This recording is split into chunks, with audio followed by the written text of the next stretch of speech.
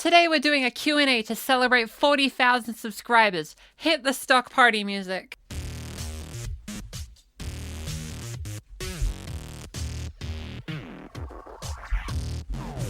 So let's get to the questions. How do you deal with dysphoria while showering? Well, I don't have a specific practical tip. My general advice would be to know that you can shower as long or as short as you want to. It's okay if you feel dysphoric, we all do. It's a tricky kind of thing. My overall tip, I guess, if anything, would just to know that it does feel better later. It's not like a hopeless loop, right? You end up getting to a point where showers start to feel more comfortable and even relaxing. But just know it's okay to feel that way for now, right? Okay. What made you decide to get on YouTube? Well, that is a good question. So realistically, right? Most trans content that I'd look up would be very negative, or it'd be like dunking on the transphobes, or he didn't know I was trans, like those kind of dramatic stories. I kind of did a whole video about it, but to summarize, because I asked this Q&A form before I made that video, so maybe I already answered your question, but overall, the reason I wanted to do YouTube, two main reasons. One was that I wanted there to be like happy trans videos, and I want to show that trans people are just people. We just kind of exist and have our own hobbies, right? And to demonstrate you don't have to be like the person on the screen exactly to transition, and it's okay if you find someone that you do. But trans people are very diverse, and as a result, it can be very hard to find someone that is exactly like you but trans. But if you can relate to the overall experience, then that's a win. Now the other reason, so I'm a really big zoomer, right? So as a result, ever since I was a little kid, because YouTube came out in 2005 as a history lesson. In 2005, I was in kindergarten. Literally the coolest thing you could possibly be at that time was a YouTuber. More so like 2006 and 7 when like the channel started being bigger in at least how we viewed it at that time. So I admit, ever since I was a little kid, I really wanted to be a YouTuber. Was like the dream. You tell the teacher and they go, you can't always be what you want sometimes. But take that, kindergarten teacher. I did it. Though maybe not the way I expected to. I thought I was going to be like a Pokemon Let's Player. But A, Let's Plays are less of a thing now, and B, being a Pokemon content creator is a bit of a hard thing to break into, as it's a bit saturated at this point. Trans content hasn't quite reached that stage yet, as there's not many people doing it. So I'm thankful for this opportunity.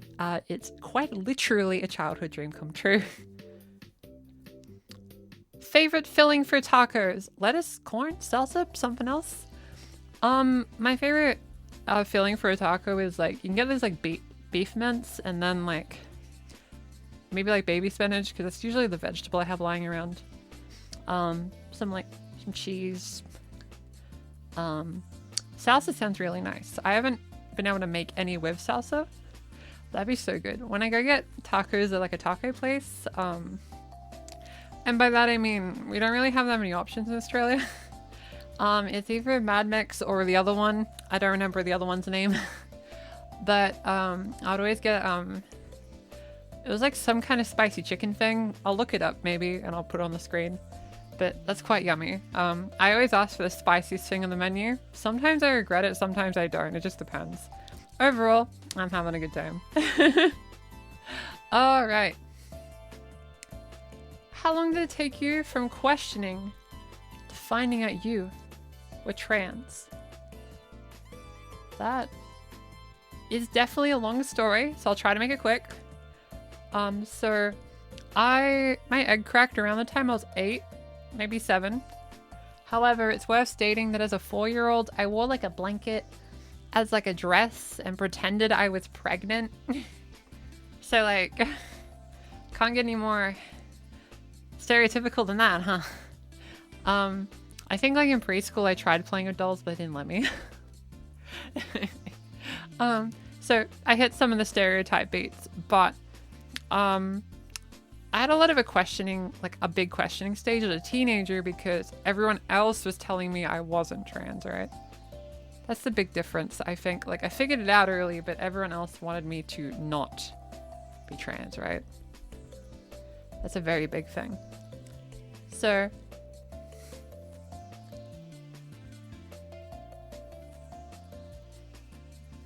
overall, quite a while, but also not very long either. It's a bit hard to define it very quickly, but I hope that suffices. I'll make more videos about my early transition because I think that's been a big interest for some people.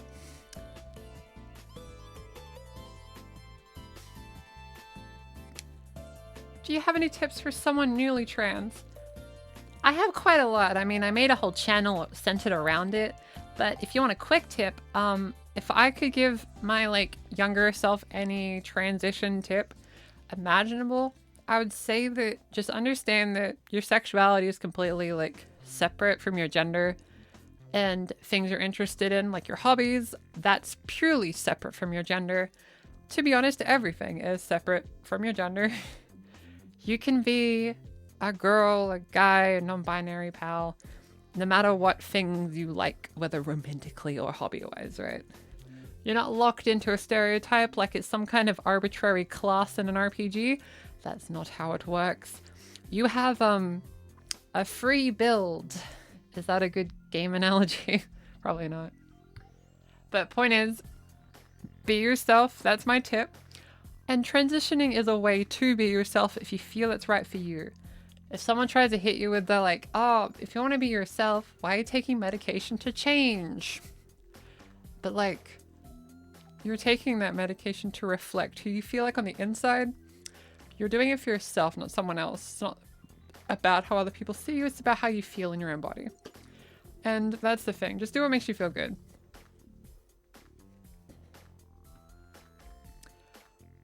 How do I start HRT? So it depends wildly depending on the country you're in. However, I will use Australia as an example, but a lot of things will apply, a lot of things don't. Just keep it in mind.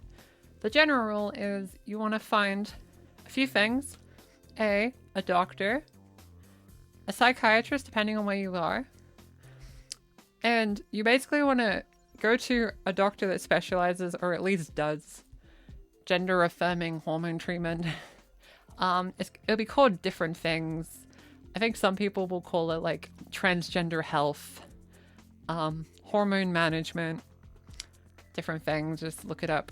There's a really good guide for Australians you can look up that shows all the trans affirming doctors, and I think America has a similar equivalent, but theirs is a bit more detailed because American information is pretty dominant on the internet. It's just happy. So basically you kind of just go to a doctor and you go, yep, I want to start hormones. And they will either, depending on where you are, ask you to get a letter from a counselor first. Or if you're in a place of informed consent, which just means you have the ability to make the decision for yourself. If you have that option, just go up to the doctor and be like, here's my informed consent form. Hormones. And then you get them. That's pretty much it. Like obviously the hard part's the starting part, but the actual process in most places isn't too bad. But again, check the relevant country to where you are. If you are from Australia, I highly recommend taking advantage of the informed consent model. It's really cool, and a lot of people fought for that for you. So I recommend taking advantage of it. Funny enough, I didn't know about it, so I actually did it the old way. I saw a psychiatrist and got like diagnosed with like gender dysphoria. You don't really need that. But what are you gonna do? Depends on where you are. Do you like horror games? No. They're too scary for me. I'm too soft. I'm sorry. I'm the kind of girl that will check the parent ratings for a Marvel movie before going in case it scares me. If you could live anywhere on Earth, where would you go? Huh. Literally anywhere, huh? Can I like, live in some like fancy room next to the SeaWorld resort so I can go hang out with the dolphins every day and go to the beach? That'd be kind of cool. As long as I had like a space I could still record and then also go have fun. Like imagine if like after I finish making a video, I just like would head on down to the local like water park. That sounds like peak living to me. So if there is a way for me to live there someday, that'd be very cool. But overall, I'm pretty happy in Australia, so somewhere in Australia is ideal. So if I could live next to, even if it was next to Wet and Wild, I guess, one of the houses near there, that'd be pretty ideal. Owning a house, that'd be pretty cool. I don't even know if I'll get to do that in my lifetime, and I feel like doing content puts you in a real big position of privilege. And even I can't get a house, so like, you know, that'd be pretty cool. Are you really a fairy princess? I mean, I wouldn't lie on camera. That'd be ridiculous. I am a fairy princess. Maybe.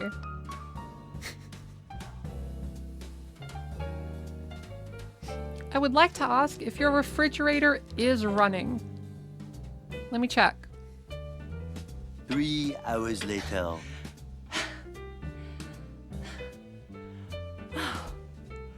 Okay. That was pretty quick. I went like... Oh, but we got him. How long does voice training take on average to produce any effects at all? Quite a long time. I won't sugarcoat it. A lot of my voice training was over the course of like 2 years. But that was pretty intense training. Like, I was pretty obsessive. I practiced every hour. Like, every hour I'd practice for like 5 minutes. Then wait another hour, do another 5 minutes. I did this like every day, every hour for like a year or so. But it was kind of the lockdown era, so I kind of had time, you know. Who or what turned you to the book If I Was Your Girl?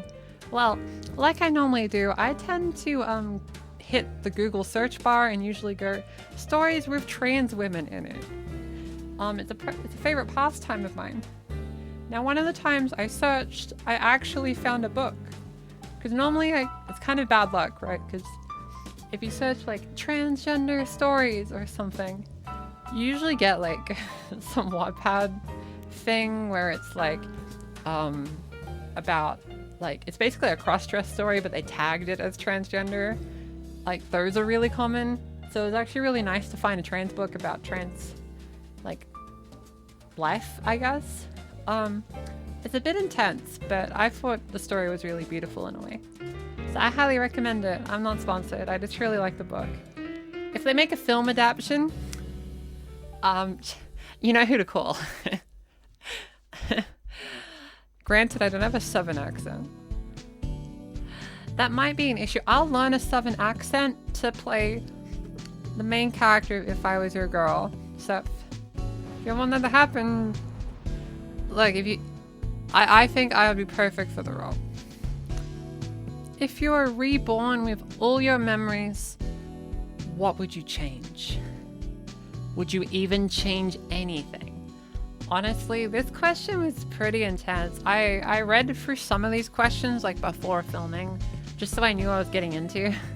And like, I think this is the one that made me sit there for the longest and think about it. As some videos might have shown, I have a couple of regrets, mostly related to my experience with Japan and my experiences of transitioning a bit later than I probably would have liked to. So obviously a lot of that would hinge around that. I think if I had all my memories, that would mean I'd already know how to voice train. Which means I could like voice train the second my voice starts dropping. I could start doing all the exercises knowing exactly how to do it. So that would have changed my life significantly on its own, right? Around the time I was 10, I did like hip-hop dance classes, but my teacher was mean, so I quit. And then I did karate, because Japan.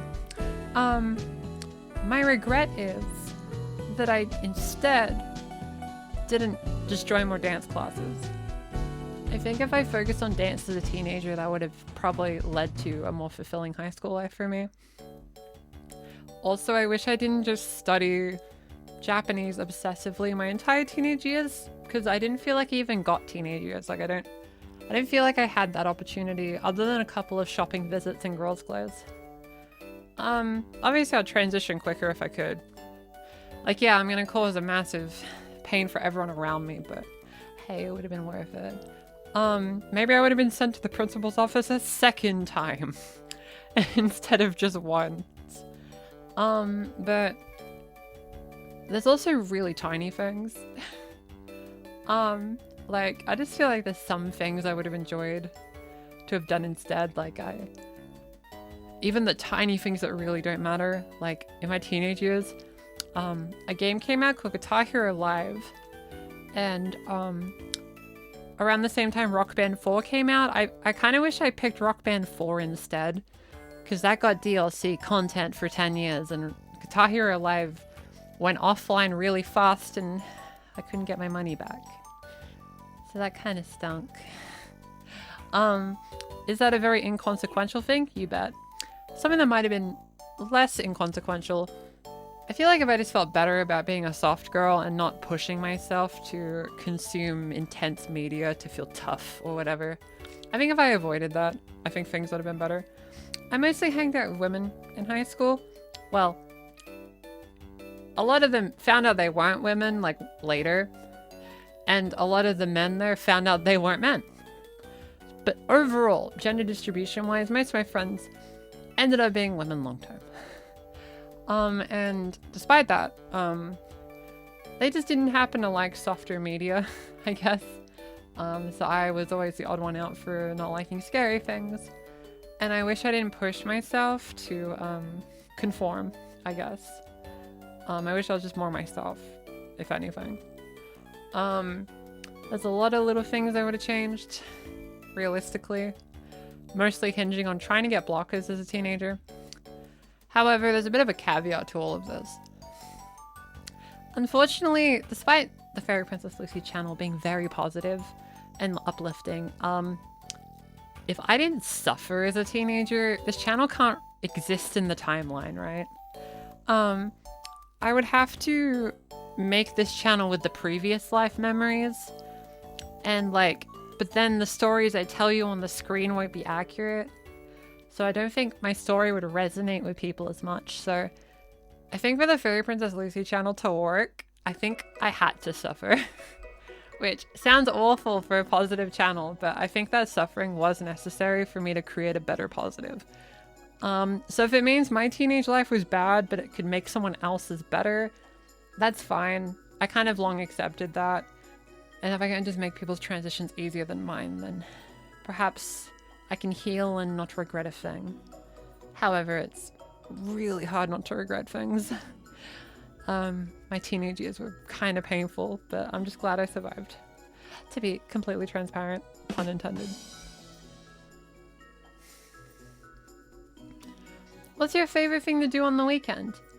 Also, did you hydrate today? I have. Though my water bottle is running low, I'm gonna have to refill it while I record this really long video. That was for you.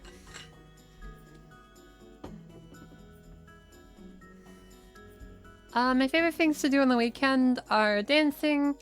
I like going to the park and playing on the swing. It's really fun. Hugging plushies, love doing that. I like playing video games with my friends.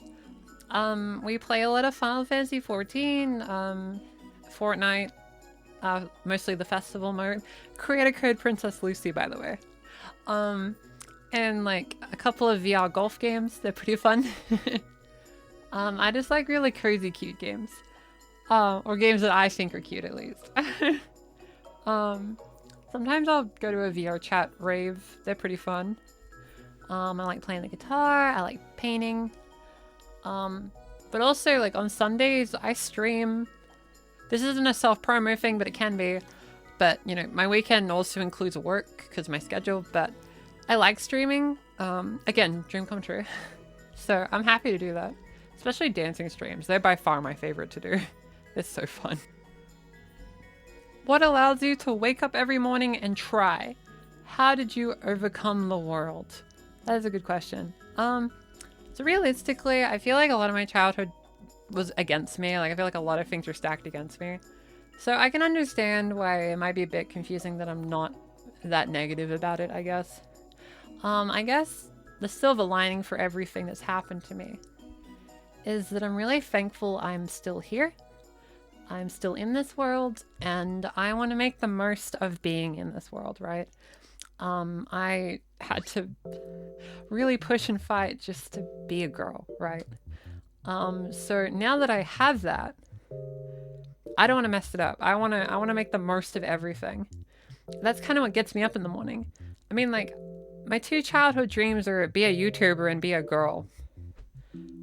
I reached that in my 20s. Like, I can't be any more thankful than that, to be honest. Despite everything. That means a lot to me. So I try my absolute bestest to make the most of everything I have. Because I don't know how long I have it, right? We don't know how long we have things. So I guess my primary motivation to get up in the morning and try is, well, I got this far. It'd feel wrong to give up now, I guess. There was a lot of pushing and shoving to get to where I am now. And I'm incredibly proud of where I am. Hi Lucy, my question is, if you weren't doing trans-focused content, what would you be doing here on YouTube? Also, I love your videos. Free. I'm glad you like the videos. I work really hard on them. If I wasn't a trans channel, what channel would I be? So this is my 3rd attempt to make a YouTube channel. Fun fact. I used to be like a guitar cover channel. That went literally nowhere, but hey, I was proud of it. It was fun. What would I do now? Like, I guess if I became the famous guitar cover YouTuber a few years ago, I guess I would have stayed with that. Maybe. It's just such a hard thing to break into because it's so saturated, right? Because like every guitarist does it. What kind of content creator would I be? Maybe I would have given it a try at Fortnite Festival or like Just Dance streaming. Maybe that would have been my angle. Maybe I would have been a dance content creator in general. I could have just as easily have been a VR like centric channel reviewing VR games maybe. And ultimately, if I ended up living in Japan like I planned my entire life, inevitably I would have made a trans-themed channel, right? Welcome to Japan, this is what Japan's like. You won't believe what is in this rice bowl. This rice bowl looks like an ordinary rice bowl, but there is something inside it. That kind of thing. When I end up being those TikTok, like, you won't believe what is in this meal. Here's the crazy cheap food in Japan. That kind of thing. Would I have been one of those? Maybe. But if for some reason I couldn't do what I do now, but I got to objectively choose and succeed in that area no matter what, probably like Just Dance channel, or just a dancing channel in general. I feel like dancing is my biggest passion outside of what I'm doing now.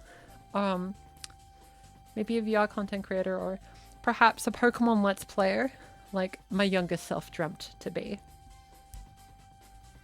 Do you have any tips and tricks that may help taller trans femmes find pants? I personally am at 6'5" and finding pants that fit is an absolute nightmare. That's fair. Pants are hard. I hate to be the bearer of bad news. I don't wear pants. Like, I wear a skirt. I'm wearing a... Future me, please pan the camera. I am wearing a skirt. But I tend to wear shorts and skirts just because it's easier for me. For reference, and anyone curious, if I ever get a Wikipedia entry, that's my life goal. I'm gonna one day have a Wikipedia page. Yeah, I'm 5'8". So I don't have as much trouble. I must admit there's privilege in that. But I'd say that, like, the trick would be to try to find stores that do that sizing that might be more effective. That could either be online stores that specialize in it, or perhaps people that know how to alter clothing. I admit I don't have a good tip for this because, well, I tried and gave up. So I have to confess. But I hope you find really comfy and gender-affirming pants. You deserve it. Have you ever considered making a puppet show with your plushies? Yeah, I guess so.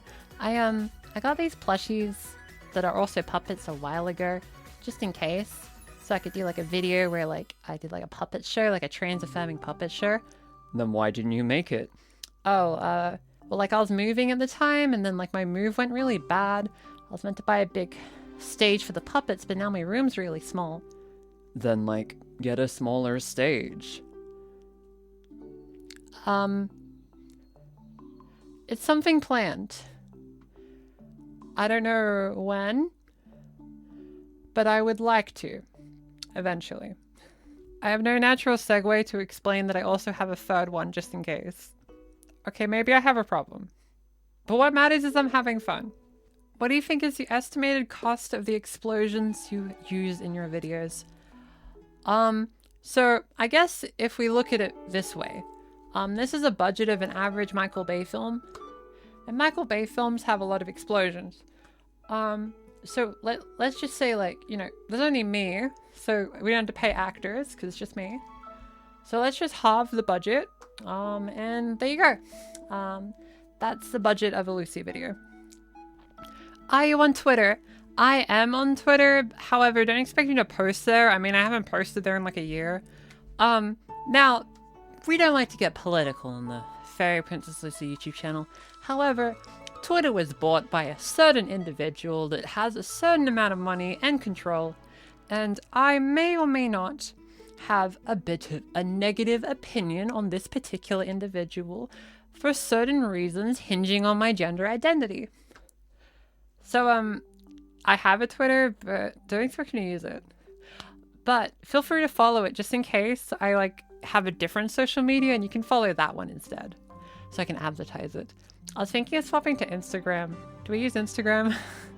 That's just the platform I like, but I'll find an alternative, because right now my only social media is YouTube community posts and Discord, which is objectively not very practical.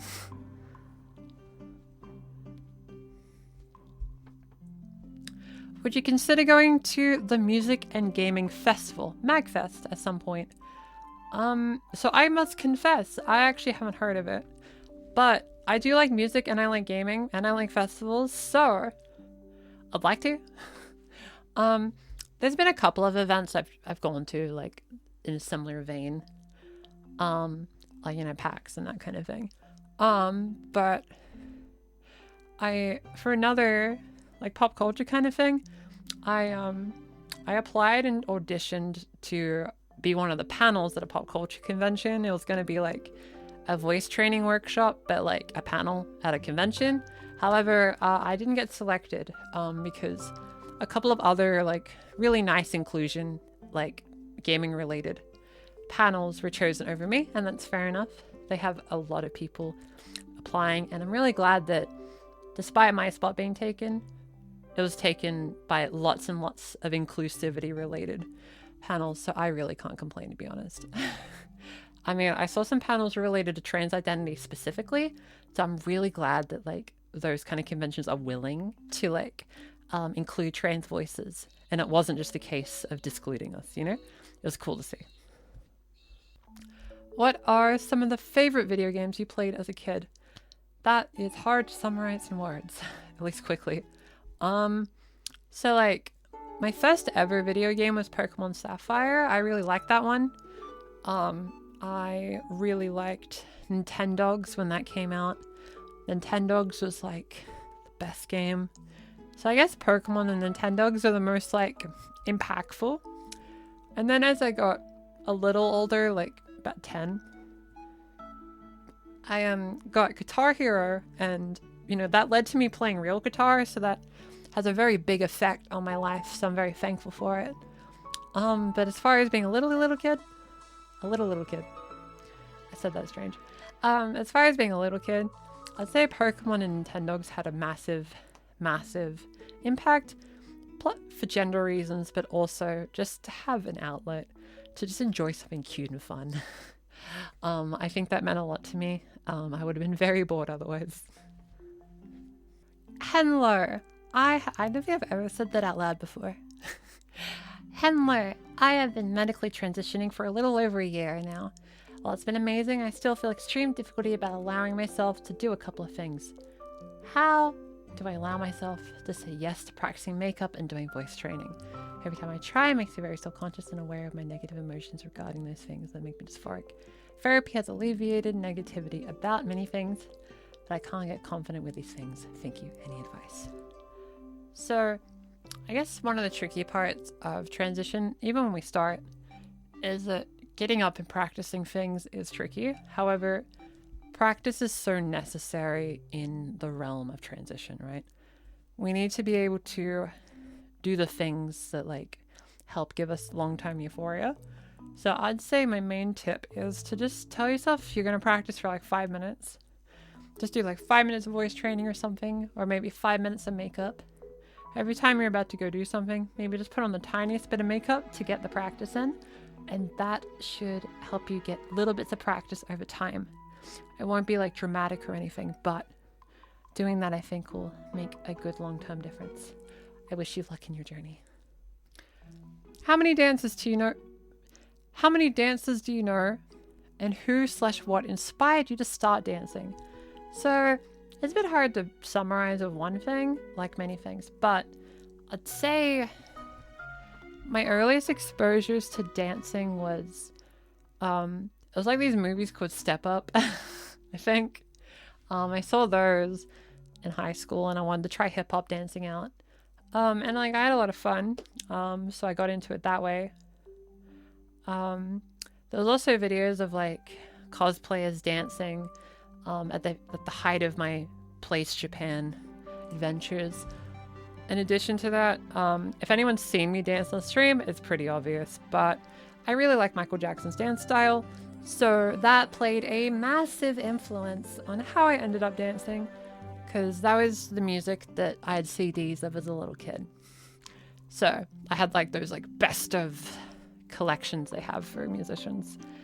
And yeah, I saw him dance. I was like, oh, you know. Other than that, hip hop class gave me like exposure to hip hop overall, but I expanded my horizons a lot late into my teen years because, K-pop became pretty big in the 2010s, and a lot of girl groups and boy groups had really cool choreographies, and I incorporated that and learnt through that, and that's what got me back into dancing. So there's all sorts of types of dance, right? As for what kind of dancing I can do, I'm mostly confident in shuffle dancing, cutting shapes, the fancy word. I can kind of belly dance, not really. I briefly learned hula, but it didn't really maintain. I want to get better at hula personally. I have tried contemporary dance classes. I am very bad at contemporary, but gotta practice to get good. I've tried street jazz. Street jazz is fun. I did breakdancing when I was little. All sorts of things. It's hard to pinpoint an exact spark, I guess, that got me to start dancing, but I guess it was just the world around me over time, and it was something I found fun. So, guess it stuck with me. Do you like Tamagotchis? If so, who's your favorite? So I feel like Tamagotchis are more popular with people like slightly older than me, but then it like had a mini resurgence to people younger than me. I feel like I was in this weird in the middle where it wasn't that big. That said though, I thought they were cute. I kind of wanted one, but I never had one. So I can't say my favorite, but I know like the main one is in a Mario Kart game, and they're very cute. So I will have a look at the wiki of Tamagotchi. I'll scroll through and I'll pick my favorite one if I remember. If I remember, this is my favorite. I will now type my reason. What a good reason, future me. Wow. It's gonna be so awkward if I don't find this one question in the edit. It's gonna be such a long video. Do you like indie games? Yes. What are your favorite indie games? There's so many, but I'd say my favorites is Secret Little Haven, Skatebird, Short Hike, Celeste, obviously. Oh, there has to be more. There's definitely more.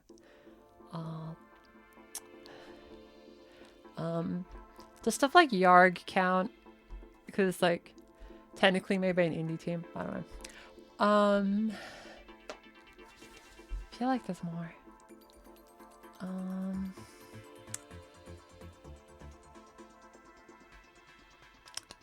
If I forget, I'm gonna put another favorite on the screen.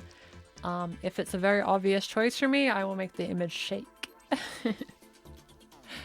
Yeah, so a lot of indie games really stuck with me. I think around the time I stopped being too focused on only studying, right, and I was getting back into video games, I was playing a lot of like cute animal platformer type games from indie developers. Those felt like a bit of healing, I guess. Palette cleanser from what I normally would play, which was not much, right? I was too much of a studying workaholic, so I think indie games are definitely the gateway back into video games, so I appreciate them greatly.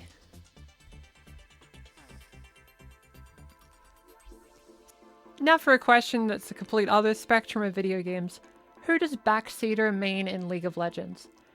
Backseater is a Yasuo main. I'm sorry to tell you all. I didn't want to be the one to say it, but yeah, Backseater is a Yasuo one trick. I understand. I hope you please don't view Backseater in a negative light because of this. Backseater is a really great person. And I hope you can accept him even if they're a Yasuo main. Thank you very much. We'll hold a panel during a stream for any concerns about this discovery. I still have dysphoria about things like my brow ridge. How does one deal with feeling like they'll never pass? So passing privilege is intentionally a topic I don't really cover on the channel because it's a very tricky one, right? I feel like passing is a topic that YouTubers will always have a tougher time addressing in a meaningful way. Because I think a lot of us speak from our own positions of privilege. So I don't want to act like it's easy or sugarcoat anything. But that said, passing is arbitrary in the grand scheme of things. Passing's subjective, I think is the better word. Remember that you might pass to other people, but you might not to other people. That goes for anyone. But I'd say doing what you can to feel euphoric in your own body. At the end of the day, passing, unless it's this topic of safety, right? Passing's importance is purely safety. Even if society perpetuates it, we haven't really achieved trans rights until passing doesn't matter anymore, right? So hopefully it doesn't matter within our lifetime. But I don't really have a specifically mind-blowing, life-changing advice for passing. It's really just a matter of finding what styles work for you, finding the clothes that affirm you, like stuff that works with body types, makeups that work with face shapes, that kind of thing. There's no specific way to do things, but I encourage you to keep trying and experimenting, and before you know it, I'm sure you'll get closer to your goals. I hope that's as good of an answer as I can give, as in my opinion, when you ask any creator about passing, they'll probably get pretty nervous because they don't know exactly how to address it. This goes for all spectrums of creators, right? So I hope I gave the best answer I could. It's a bit of a tricky topic, but just know that your value as a person is not hinged on an arbitrary passing metric that, admittingly, is constructed by a very, very strict definition of what women, men, and non-binary people should look like. It's a bit arbitrary. It's also a bit like centric to really specific thin-bodied white people. That's just a weird thing of societal expectations of beauty. But just know that beauty exists outside of it, of the expectations put upon us. I hope I answered that as best I could. What is the best process on coming out to the world? Like, yeah, my immediate friends know what I do next. I have tons of friends I need to tell, but I'm also scared too. It can feel a bit tedious, but it's really about telling each friend individually, like over time. So you don't have to do a dramatic reveal. But if you do want to do that dramatic reveal, generally, if that's your approach, technically ripping the band-aid off, in a sense, it's very practical and time efficient if you feel safe to do so, right? So you can either do this just by a social media post. Suddenly, like if people come to your house often, just casually have a trans flag in the background, I guess. There's lots of ways to do it, but ultimately, if you feel you're in a safe position to tell the world, then telling the world will be safe, okay? Just give it your best, and the people that are going to be mean, well, they're going to be mean later anyway.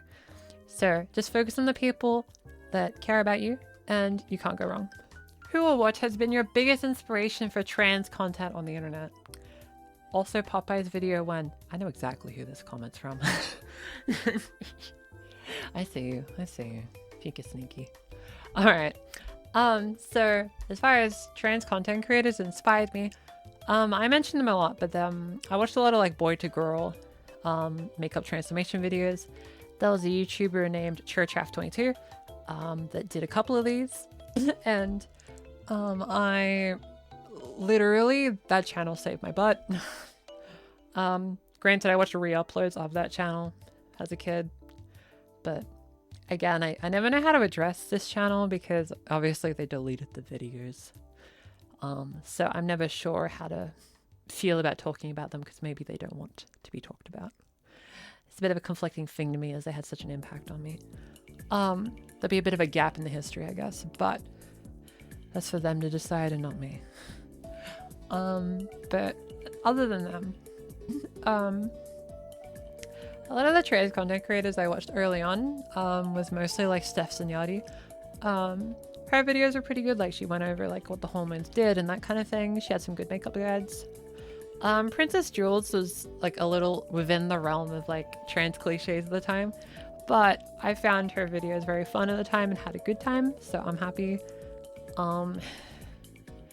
I never watched Gigi Gorgeous, but like Gigi Gorgeous was like the really, really big one at the time. I wonder how big she is now. I actually don't know. I feel like other creators are bigger now, but I remember her being like the trans channel TM, right? Zoe Alexandria really helped me with my own voice journey. Trans voice lessons, obviously.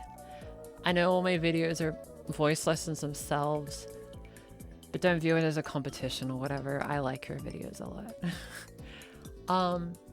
And I'm unsure because I make voice videos if she knows I exist. Who knows?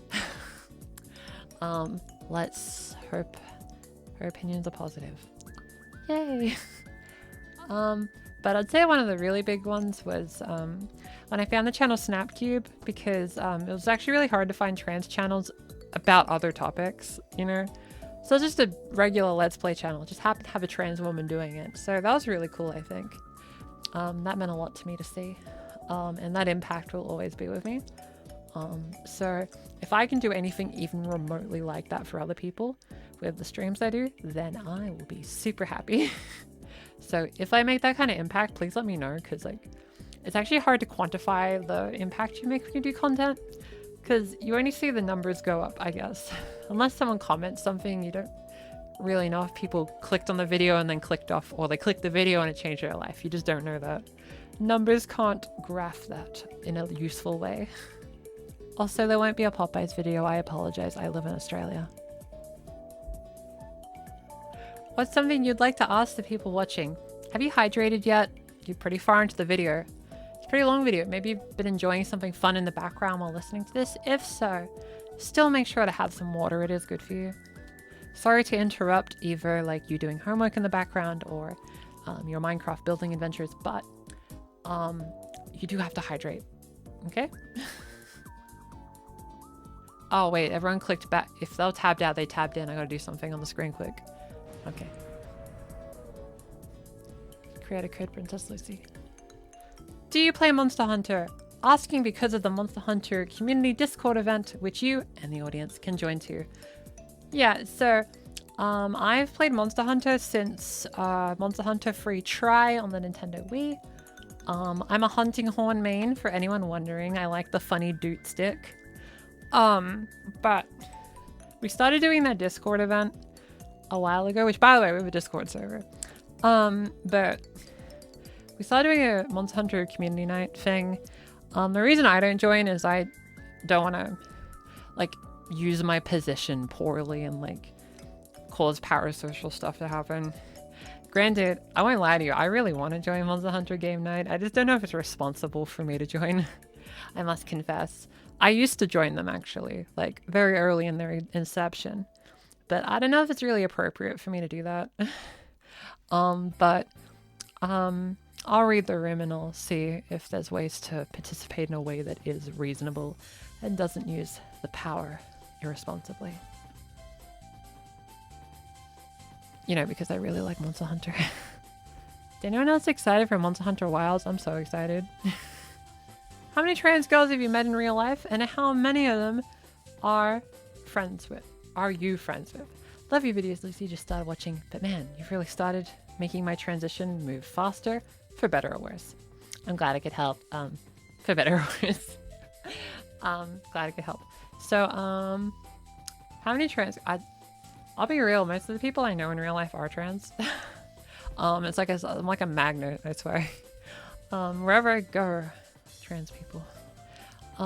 In high school, at least, I knew about 6 trans people, but half of them didn't know they were trans till after high school. IRL friends I've made in the past, there's been plenty that are trans, that kind of thing. That's mostly because I go to a lot of trans-related events. So naturally this will happen. Also, I've been to video game tournaments. What do you think's gonna happen? So I'd say that I'm friends with quite a lot of trans people. To be honest, I'm friends with more trans people than cis people by a long shot. But I think that's more so due to the spaces I inhabit. Also, like, I don't know if it's just like post-pandemic life or something, but whenever I go to dance classes, no one wants to talk to me.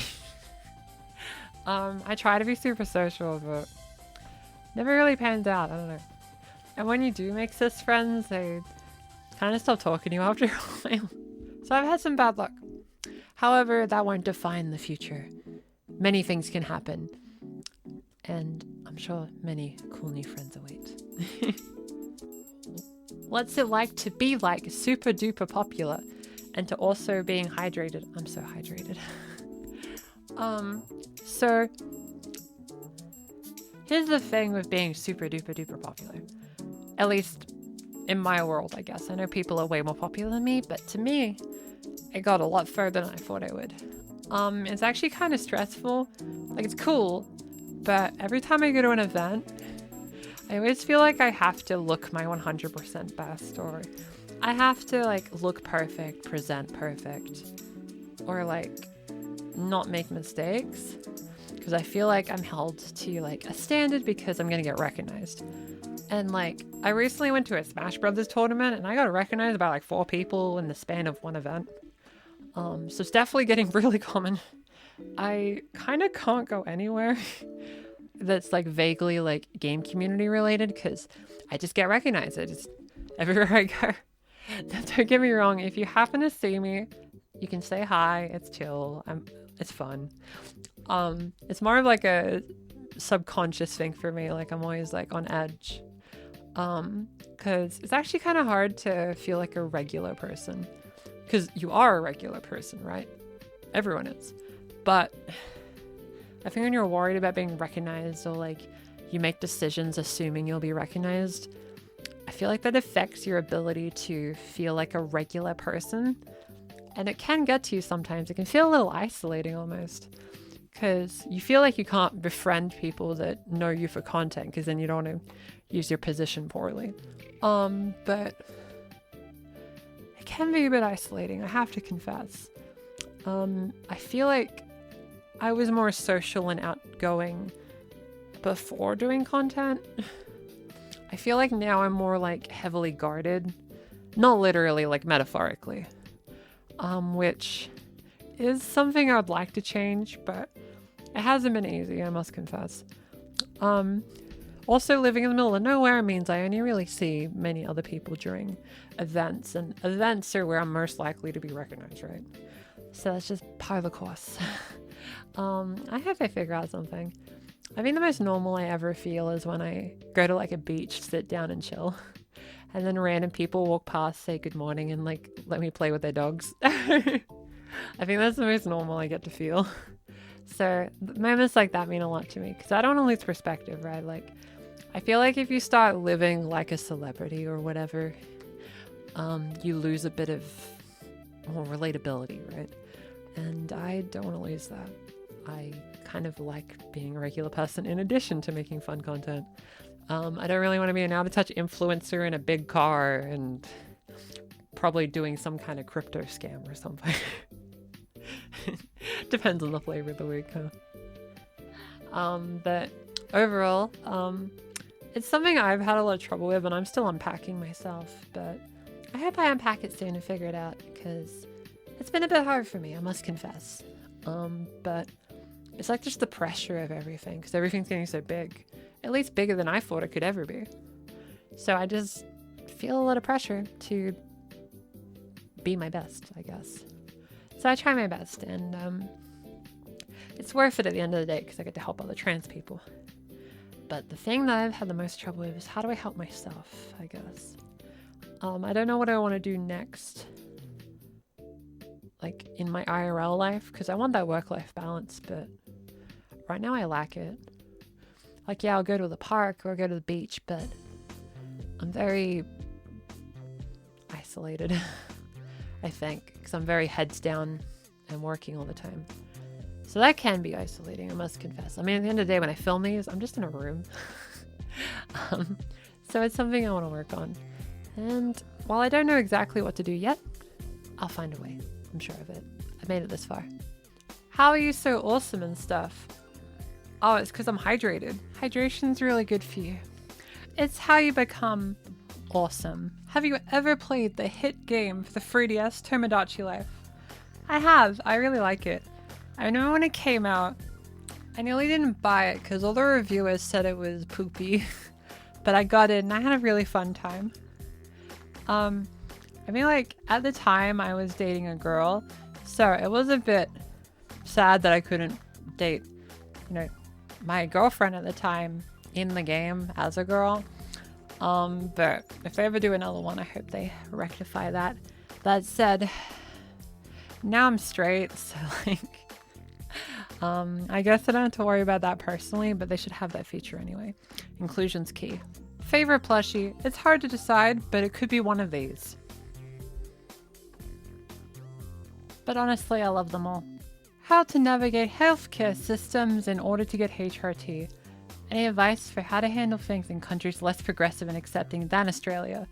I'm Polish, so in that respect, it's not great, but not horrible either. Have a nice day. So, I must confess, it's a bit hard for me to give tips about medical care systems I'm unfamiliar with. So I'm going to do the opposite of what a lot of YouTubers do, and I'm not going to pretend like I know. Instead, I'm just going to encourage that many countries usually have communities that have really individual advice for people in those countries. So in the case of being Polish, I recommend strongly try to find LGBT communities, either online or in person, depending on how comfortable you feel doing that, and see if you can find what other people did. Because ultimately, my Australia-specific advice is probably only going to help Australians. Either way, I hope it all goes well. How do I deal with transphobic parents? Also, I love your content. Thank you. Transphobic parents is a bit of a tricky thing. I have a lot of trouble with it personally. It's a tricky little thing for me. I'll say overall, just know that your worth is not defined by their acceptance. You don't have to earn their respect to simply be yourself, right? It's their decision to be intolerant. It's not your decision to disrupt the family dynamic or their expectations of who they thought you'd be. Whether it's hard to internalize this, but it's kind of on them, it's not on you. Okay? Hopefully they come to their senses someday, and hopefully they come to know the wonderful child they have. How are you so cool? What can I say?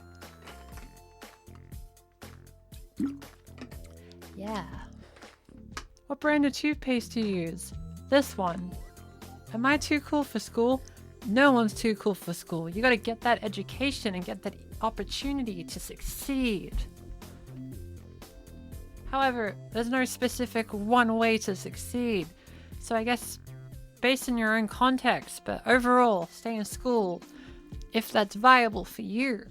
How long did it take you to get your voice to where it is today? So my most intensive voice training was over the course of 2 years. But I've tried on and off since I was about 13. I didn't get much luck until kind of recently, as you can imagine. But just hang in there, keep practicing, you'll do great. By the way, I do voice lessons on Patreon. Wow.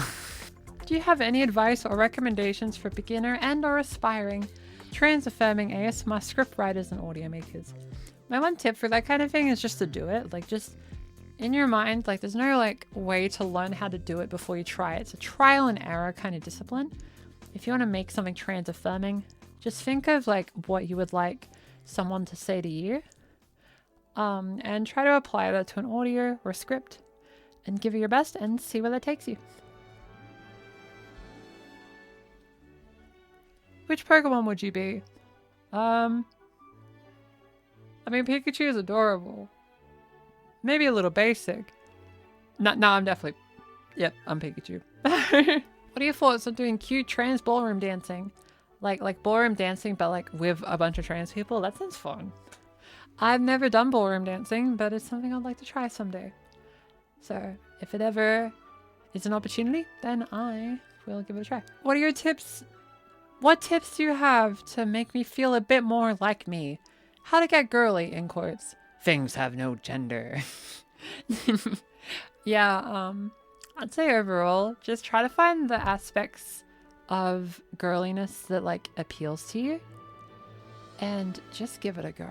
Like, makeup's trial and error, clothes is trial and error.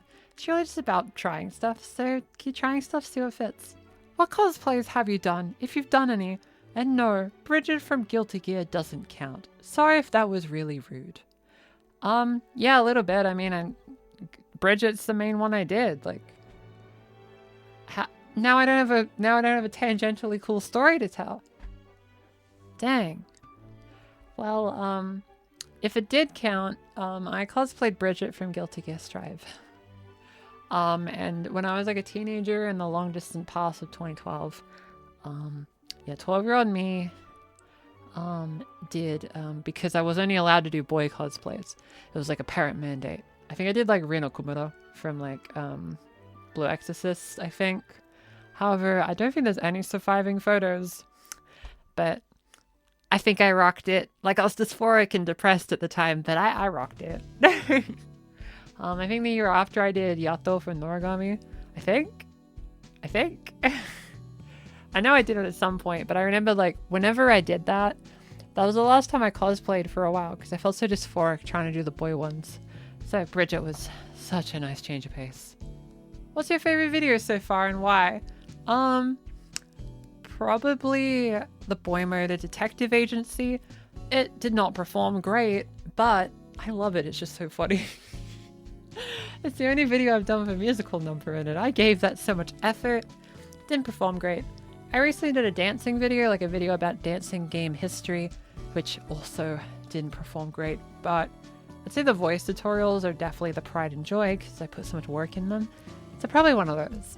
Probably the Resonance one, the first one, or the second one. They're my favorites. I also really liked at the time of recording, the most recent trans voice video because I got to work with Yuko EX and doing collabs is very cool. I found that really exciting to do, and it definitely was something that really helped me as a creator and learning how things are done. It was very exciting. Oh my god, how did you learn to dance so well? I'm so jealous. Every time I try to dance, I look like a possessed fish. XD. Everyone loves fish. I know this is going to be a cop-out answer, but the reason I'm good at dancing is because I've practiced dancing, right? Like, I just dance a lot, like every second night or maybe every night, roughly. I do a lot of dancing, so gradually I get better. I recommend the Dance Central games if you want to like learn to groove, so to speak. Is a personal philosophy of moral relativism. What? Is a personal philosophy of moral relativism. Is that how you say that? Is a personal philosophy of moral relativism the only way to survive in an ethically complex world? Or is this an excuse we use to justify doing bad things? Does that mean when you say something's comparatively better than something else, and that makes us excuse bad things? Is that what that means? If so, I don't think we can define that as like a blanket statement. But I'd say in contexts where you kind of have to make choices like that, I guess it's fine. Because it's like, it's either that or no choice, really. That was a very complicated question. I did not ponder this before recording. I apologize. If you could only listen to 3 songs for the rest of your life, what would they be? I'd get someone to make a really, really long lo-fi song for when I'm studying and doing like drawing. I would get a really long backing track of something so I could practice the guitar.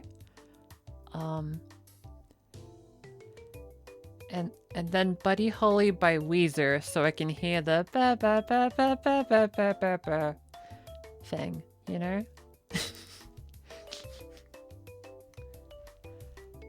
You think if I like play guitar, like have that riff, would that get copyright stricken if I like played it well enough? Who knows? Can you actually not smell anything? I've heard it a few times across your content and was wondering if that's true. If so, why is that? So ever since I was born, I had a limited sense of smell. However, I didn't realize that until I was in my 20s because no one ever pointed it out, I guess. I can smell really strong things like spaghetti sauce, but only if I'm like right in it, right? Like I have to be like poking my nose at it. I can kind of smell curry if I'm right in front of it. Here's an example though. Here's an anecdote that explains the situation. I once lit an oven on fire because I couldn't smell the burning. Which is awkward because I was standing like right in front of it, but my back was turned. Oops. I've had a couple of cases like that. I also had a really big issue where when I moved out, I think I've talked about this, but I had really bad health when I moved on my own because I couldn't smell if food was cooked properly. I just had to follow the instructions and just kind of hope. Like, I can't tell. So, like, I just have to cook it and just hope that all the red stuff's gone and just hope that's good enough. However, it was not. I got food poisoning multiple times in the span of a month. I'm just glad I survived. Opinions on SpongeBob. I really like SpongeBob. He's kind of a childhood hero, so to speak. He's so optimistic. He does his best. He's nice to his friends. I think that was the model citizen. SpongeBob meant a lot to me as a result. I watched so many episodes of SpongeBob.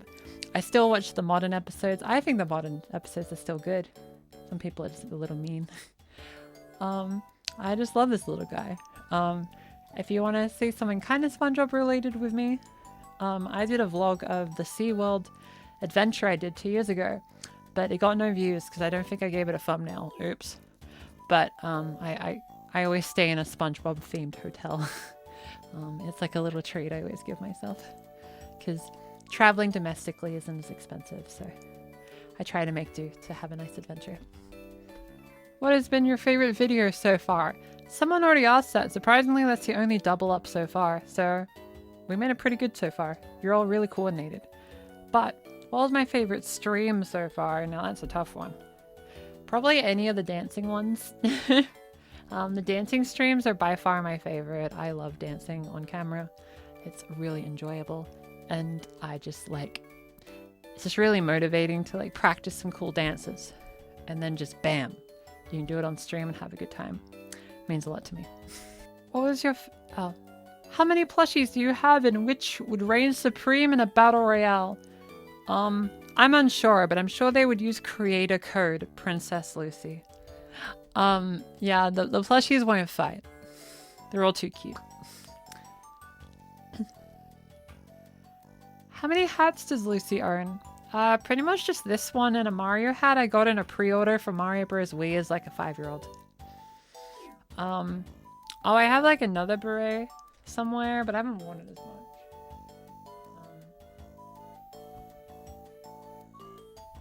Yeah, this one.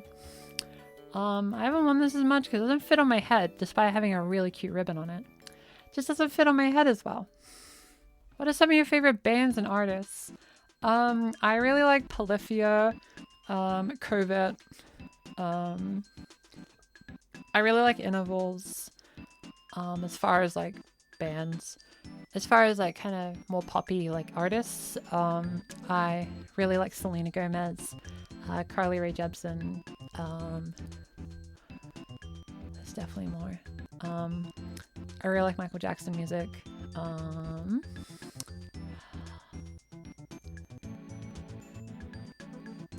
It's really hard on the spot, actually. I like Two Mellow. Two Mellow is a bit smaller, indie. Produced a bit. They were on the Bum Rush Cyberpunk soundtrack. I really like, coincidentally, Hideki Naganuma. Very similar kind of vibe.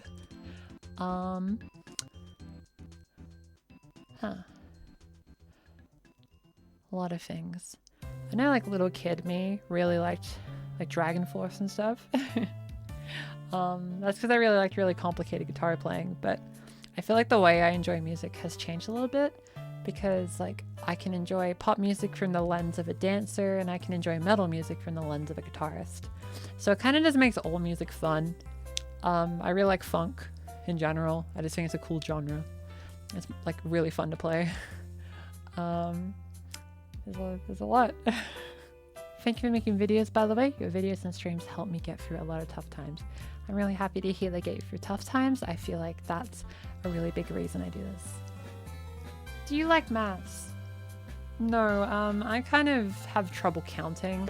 Like when I count things, like I feel like I forget whether I'm meant to count up one or like count the number I'm already on again. It's this weird thing in my head. I actually don't know how to explain it.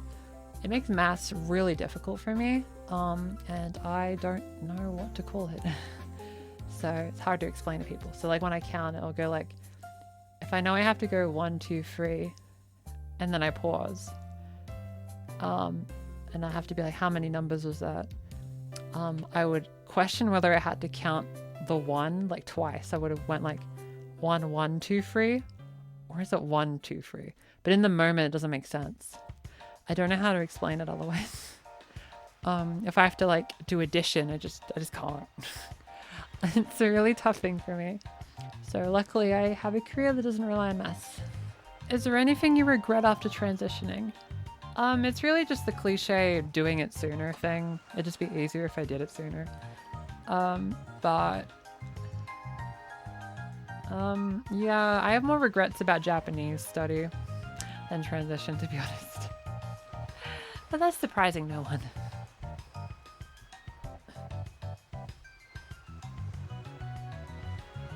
How many plushies do you have? At least 50.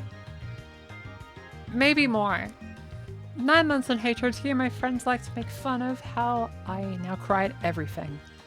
What are some things that have made you suddenly emotional since transitioning? Everything? I'll see a pretty flower and start crying, or I'll see like cute cat videos, or like I'll watch like any episode of Pokemon literally ever. I'll like watch a really inspiring dance performance. There's like that one ice skating video I'm always ends up in my recommended and I cry every time. I cry very easily. It's just one of those things. Where and how do you find your clothes?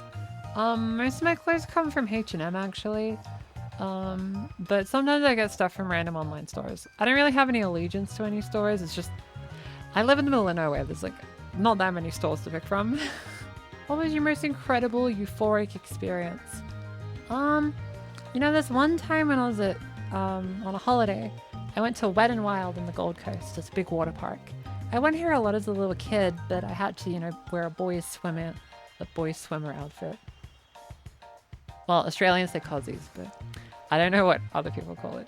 Anyway, I had to wear guys' cozies at the water park. And it wasn't as fun because of it. But as an adult, I was in a girl's swimsuit. And Wet n Wild was the most fun it ever was.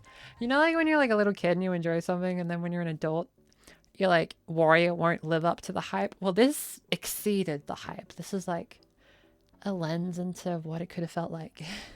And it was so fun. So euphoric. I just got to be a regular girl at a water park. That's why I like going to those holidays so much. I just get to just be some regular person for a little bit. Go down some slides and like swim in the water. It's not something I can do often, as you can imagine, but I'm always saving up to try to go again. Though it might be a while since I have bottom surgery coming up. But I am really excited to go again. Truly. I'm actually sad I can't go next year. It'll probably be the year after, huh? Either way, I'll look forward to it with all my heart. There's like some things where like you...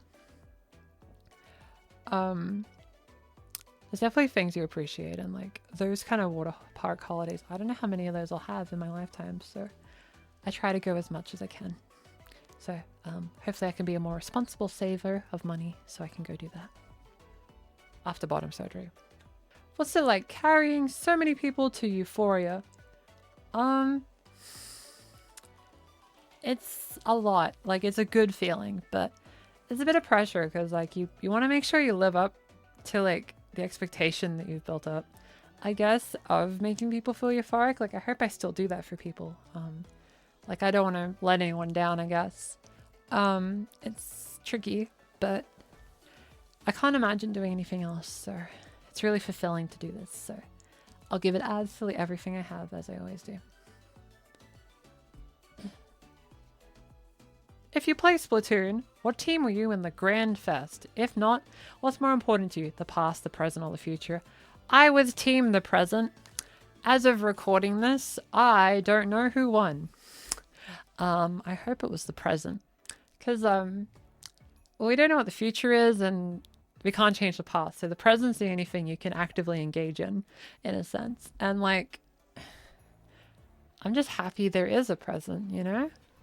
That's why they call it a present. It's a gift. It just means a lot to me, I think. Like, it's, I had to do a lot in the past to get to where I am now. So I just don't want to mess up. I just want to do everything I can and make the most of the now, you know? So I hope these videos meet expectations.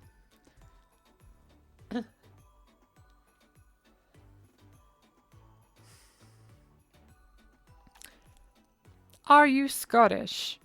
No. I'm Australian, I'm sorry. I don't think I could do a Scottish. Do I sound Scottish? Maybe like it's because people hear like not American and they're like trying to guess. Fair enough. Do you like the song called... I don't know how to read that because I am not Scottish. Coist Ruin by the Scottish band Capercaillie.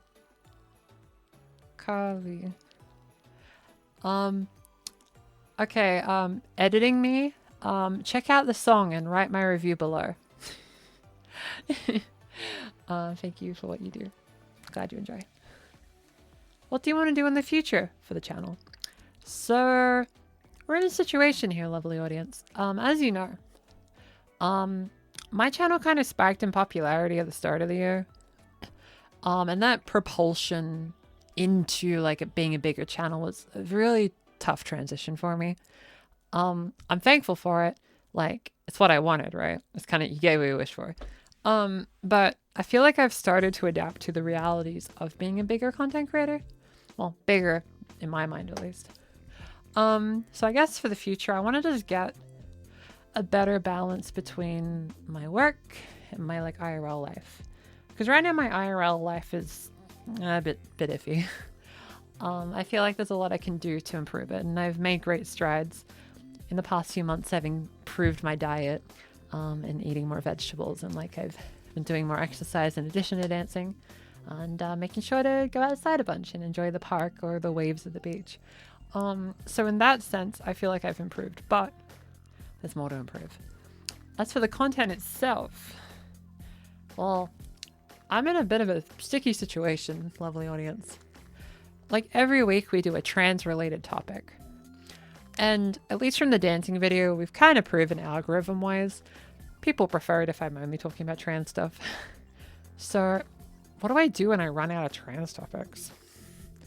Like, do I just rehash? Like, how long can I keep this up? I don't know. I'm going to do it as long as I can. But either way, I will be making content until I like drop, right? Like I will make sure I keep doing this because I like helping trans people. It's just like, is there like a point where I run out of ideas? I don't know. I get worried about it, but then I seem to come up with something. So hopefully I can improve things and keep things affirming and fun.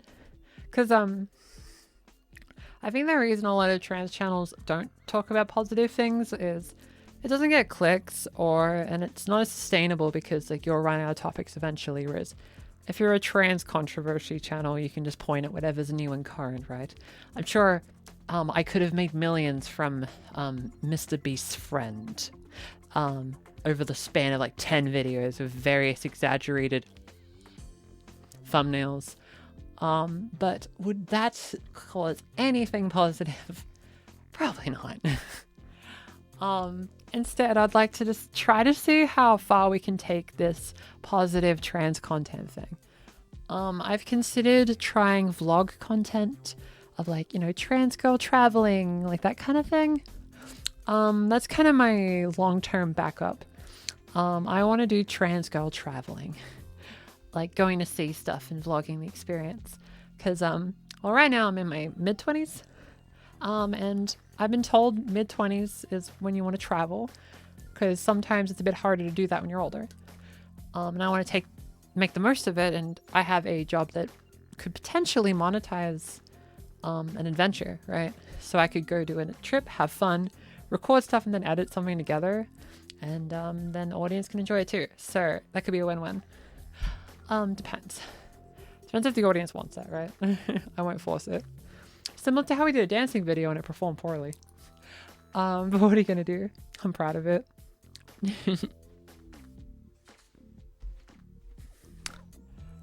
Oops, I ran out of camera storage while being inspirational. Oops. So the point I was making was that I want to try to branch out in ways I can. Because I want to figure out what works for the channel. And if it's the trans girl travel, I think it'd be a really fun one. Especially since of the experience I have with Japan. If I did a big Japan trip, I feel like I could make something that isn't just like content filler. I feel like I could make something actually insightful. Because I feel like a lot of people have questions about, trans in Japan and that kind of thing. So I was thinking of like trying to see if I could like interview like trans bars and community spaces in Japan. And since, I studied Japanese, so it'd be really nice if I could use that skill to help the trans community. So that's been an idea floating around for a while. I'd have to study up a bit to be able to pull that off, I think. But that's an idea. Overall, I just want to make happy trans content. I just need to make sure I can do it in a sustainable way where I can still have my job. I like my job. It's the best job I could ever ask for. So I do whatever I can to keep it. And I just want to do my best. Will I run out of ideas? Who knows? But I'm going to make content as long as you all let me. So thank you again for this opportunity, as after all, this is a celebration of 40,000 of you. So if you've gotten this far in the video and you haven't subscribed yet, or maybe check if you have or haven't, it'd mean a lot to subscribe. It gives me a gauge of how big the audience is, and it tells me what videos people subscribe on, so I know like what videos are more practical to make. I understand the channel's changed a lot in the recent years compared to what I used to do, right? I hope I still maintained the essence of Lucy channel. I don't want to like get corporate or become unrecognizable to what we were, I guess.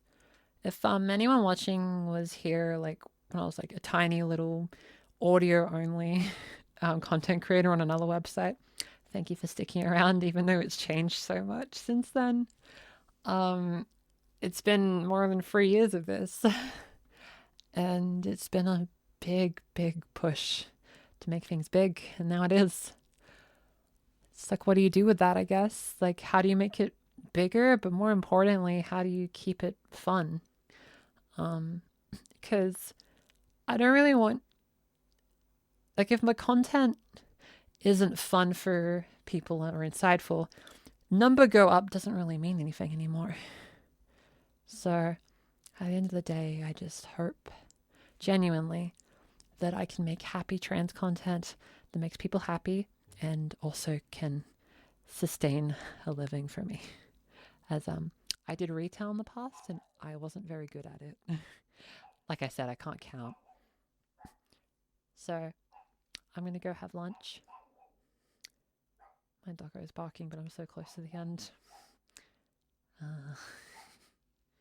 No, I'll play with you soon. I need to finish the video. If you got this far into the video, I want to thank you very, very sincerely. I love this job a lot, and it's cool to celebrate such a massive milestone. So if you have any suggestions or what kind of content I could make in the future, please let me know, as we want to keep this weekly cadence going and make fun trans content, hopefully till the end of time.